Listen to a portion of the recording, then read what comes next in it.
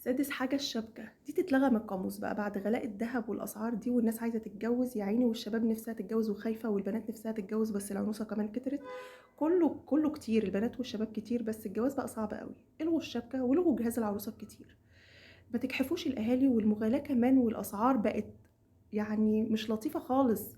الناس عايزة تتجوز ويبنوا بيت ويستقروا ويبقى فيه اطمئنان كده، وبيبي جميل كده يجي يحلي الدنيا، وأسرة بقى يكونوا أسرة. هيقعدوا لإمتى؟ البنات كبرت والشباب كبرت والحياة بقت صعبة.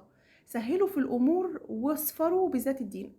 يعني نقوا الناس، العريس والعروسة ينقوا على أساس الأخلاق والدين، فاصفر بذات الدين. تاني حاجة، لو عندك عربية اركنها وروح مسافاتك الطويلة أو السفر بالمواصلات عشان توفر بنزين. تاسع حاجة بقى، ست البيت تطبخ الطبخة على مرتين وتعين بواقي الأكل في الفريزر. ما بواقي الأكل دي هتنفعك في يوم كده وتوفر لك فلوس كتيرة وجهد كتير لما تطلعها كلها